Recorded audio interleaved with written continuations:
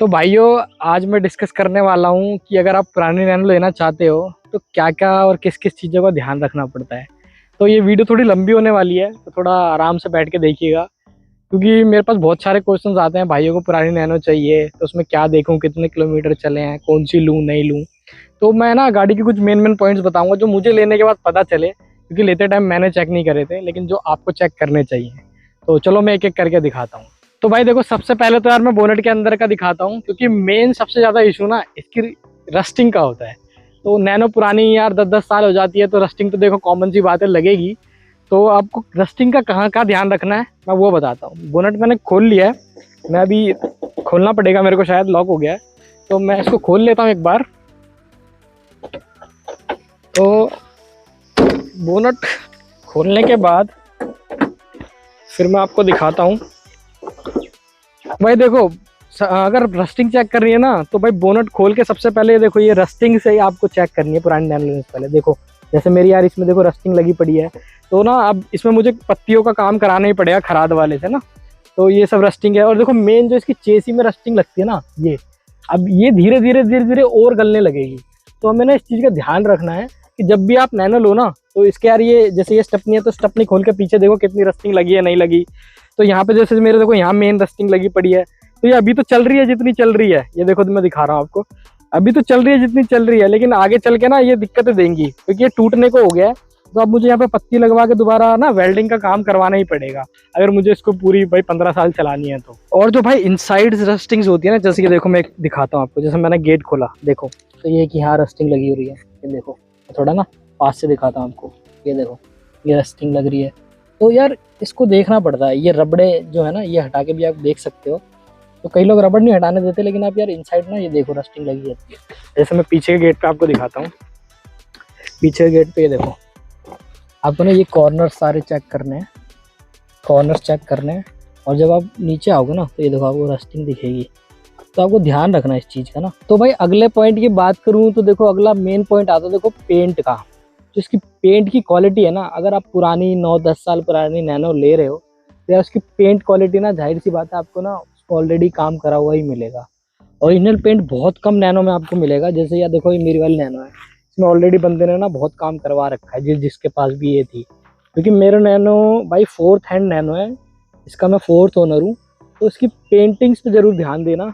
जिसका पेंट की क्वालिटी है ना, वो अगर आपको कोई दिक्कत नहीं होती तो आप ले सकते हो, लेकिन मेरी पेंट की गाड़ी की जो क्वालिटी है ना, वो बहुत ख़राब है। तो ये देखो, जैसे मैं दिखा रहा हूँ ना, ये देखो ये पैचेस निकलते हैं पेंट के, ये मडगार्ड भी खोले गए होंगे। तो पेंट क्वालिटी आपको लेने से पहले ना नैनो एक बार देखनी पड़ेगी, ठीक है।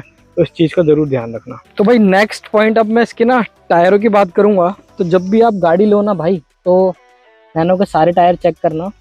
तो रियर टायर और फ्रंट टायर दोनों का साइज़ अलग होता है। तो जैसे इसका 135/70/12 है, तो उसका आई थिंक 155 या 145 के समथिंग कुछ होता है। मैं देख लेता हूँ एक बार। तो भाई इसका 145 है, 145/80/12 लगा हुआ मेरे पीछे वाले में। तो जब भी आप लो ना, तो टायर की क्वालिटी चेक कर जरूर लेना, क्योंकि मेरे पीछे के टायर तो दोनों नए हैं, लेकिन आगे वाले मुझे ना अभी थोड़े टाइम बाद चेंज कराने पड़ेंगे। क्योंकि आप जितना पैसे दोगे, फिर बाद में आपको टायर चेंज कराने पड़ेंगे, तो आपकी कॉस्ट वैल्यू ना बढ़ जाएगी। तो इस चीज़ का भी ध्यान रखना। तो भाई नेक्स्ट ना, आपको सबसे ज़रूरी है भाई इंजन। गाड़ी लेनी है तो इंजन बढ़िया होना चाहिए। तो यार बैक में आओ। जैसे मेरी टाटा नैनो XT है, तो इसका यार ये डिग्गी ना पीछे का पूरा खुल जाता है। तो भाई आप पीछे की डिग्गी खोलने के बाद इसको ये हटवा के, इसके अंदर ना ये देखो ये नट्स लगे होते हैं। तो ये नट्स खोल के ना, इंजन की क्वालिटी, और मतलब इतनी नॉलेज नहीं है आपको, लेकिन आप इंजन की क्वालिटी वगैरह तो देख ही सकते हो कि भाई कूलेंट कितना है नहीं है, इंजन ऑयल कैसा है कैसा नहीं है। तो एक बेसिकली ओवरऑल ना आपको स्ट्रक्चर पता लग जाएगा गाड़ी का कि कैसा है और कैसा नहीं है। मैं अभी खोल के नहीं दिखा रहा, क्योंकि गाड़ी गर्म हो रही है, मैं चला के लाया था, तो अभी मैं खोल के नहीं दिखा रहा। लेकिन आप इसको खोल के जरूर देखना एक बार, ठीक है। तो इससे ना आपको थोड़ा बहुत अंदाजा तो लग ही जाएगा कि गाड़ी का इंजन कैसा है। और भाई जिसकी गाड़ी में डिग्गी नहीं है, जो ओपन नहीं होती, तो भाई उसका तो पीछे से ही आपको सीट हटा के ही देखनी पड़ती है। तो आप उससे एक बार, जिससे भी ले रहे हो, कंसल्ट कर लेना कि भाई वो एक बार इंजन दिखाएगा या नहीं दिखाएगा। तो एक ऑप्शन तो ये रहता है आपके पास। तो भाई उसके बाद अब आपको क्या करना है, गाड़ी का इंजन उसको बोलो भाई, जिससे भी गाड़ी ले रहे हो, कि भाई इंजन ऑन करे।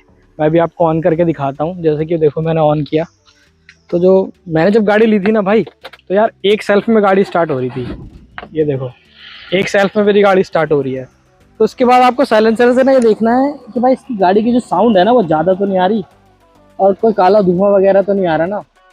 वैसे देखो, वैसे नैनो की साउंड ना थोड़ी सी ज़्यादा होती है नॉर्मल गाड़ी से, लेकिन भाई ये थोड़ी आपको वो ऐसी लगेगी कि यार ऑटो जैसी आवाज़ है, लेकिन नैनो की ना आवाज़ ही ऐसी है। तो भाई ऐसा कुछ आवाज़ आना चाहिए नैनो का, कोई काला धुआं ना आए। और आप ये कोशिश करना कि भाई आप एक बार ना साइलेंसर के पास जाकर साउंड सुन लो कि कैसी साउंड है। और एक सेल्फ में गाड़ी चालू हो रही है ना, तो आपकी गाड़ी बहुत बढ़िया निकलेगी भाई।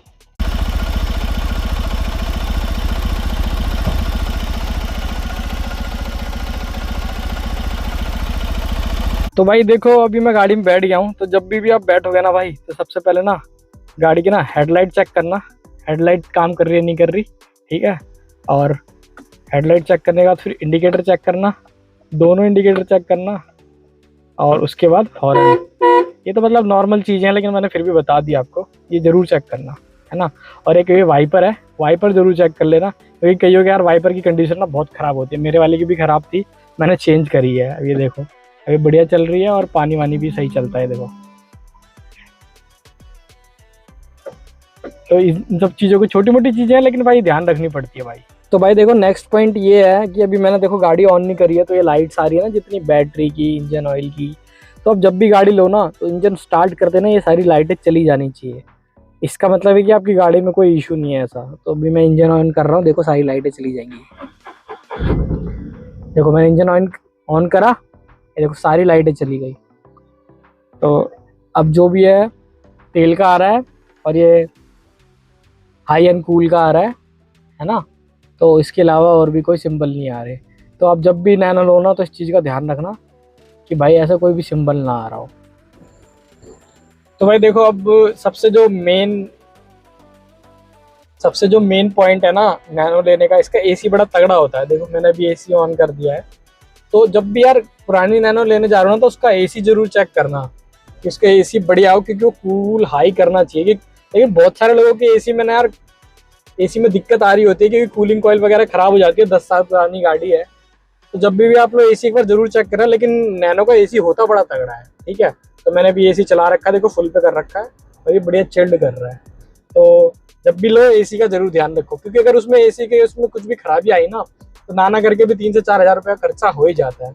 और गैस जलवाओगे तो 1000-1200 रुपया खर्चा उसमें हो जाता है। तो जब भी लो इस चीज़ का लेने से पहले एक बार जरूर ध्यान रखना, और मेक श्योर करो कि गर्मियों में ही गाड़ी लो, ताकि एसी अच्छे से चेक कर पाओ ना, तो उसका परफॉर्मेंस भी पता लग सके। तो भाई देखो ना, इसमें ना इसका जो कंसोल है ना ऑलरेडी लग के आया था, तो मैंने म्यूट कर दिया। अभी कंसोल है ना इसका लग के आया था, तो इसके स्पीकर भी चेक कर लेना लेने से पहले। कई लोग स्पीकर भी हटा देते हैं, लेकिन इसका कंसोल भाई जो लगा हुआ है ना वो बढ़िया काम करता है। तो आप भी इस चीज़ का ध्यान रखना, लेने से पहले एक बार कंसोल जरूर चेक कर लेना। तो भाई ये तो कुछ छोटी छोटी बातें थी जो मैंने आपको बताई, लेकिन इंपॉर्टेंट बातें थी। अब सबसे मेन टॉपिक मैं आपको ये बताता हूँ कि भाई जब भी गाड़ी लो ना, तो उसका पेपर पूरे देखकर ही लेना। ऐसा ना हो कि भाई गाड़ी किसी और के नाम पे है और कोई और आपको ट्रांसफर करा रहा है, तो आगे चल के ना उसमें आपको बहुत दिक्कत आएगी। तो ये मेक श्योर कर लेना, डीलर से ले रहे हो या फिर किसी पर्सन से ले रहे हो, तो भाई उससे पहले ही क्लियर कर लेना कि जो गाड़ी के पेपर्स है ना यार, उसमें कोई दिक्कतें ना हो, ठीक है। क्योंकि कईयों में चालान बहुत ज़्यादा होते हैं, तो उसको जब आप ट्रांसफर कराने जाओगे वो होगी नहीं, और जब कराओगे तो उसमें पैसे इतने लग जाएंगे आपके। तो इन सब चीज़ों का जरूर ध्यान रखना, और ये मोस्ट इंपॉर्टेंट बात है। क्योंकि भाई मैंने भी गाड़ी ली थी, उसमें भी दिक्कत आई थी, लेकिन वो मैंने खुद से सॉर्ट कर ली थी। तो आप भी जब भी गाड़ी लेने जाओ ना, तो उसका चालान, पेंडिंग्स, कोई इशू तो नहीं है पेपर में, या सामने वाले का आरसी है या नहीं है, या फिर उसने किसी और के नाम पे करवाई थी या नहीं करवाई थी। कई लोग क्या करते हैं, ओनर का नंबर ना बदल जाए इसलिए वो किसी को गाड़ी तो बेच देते हैं, लेकिन पेपर ट्रांसफर नहीं कराते। तो आप इस चीज़ का ज़रूर ध्यान रखना, क्योंकि मेरी इस चक्कर में आरसी आने में 3 महीना वेस्ट हो गया था। तो भाई यही कुछ पॉइंट्स थे मेरे। टाटा नैनो अगर आप पुरानी लेना चाहो तो ले सकते हो, लेकिन यार बहुत सारी चीज़ें देखनी पड़ती हैं, समझनी पड़ती हैं। तो आप ना इस चीज़ को देख के ही चलना, क्योंकि ये भाई पुरानी गाड़ी है, तो ये काम मांगेगी आपसे। तो आपको छोटे मोटे इन्वेस्टमेंट ना टाइम टू टाइम करनी पड़ेगी। बाकी पुरानी नैनो के लिए ऑल दी बेस्ट।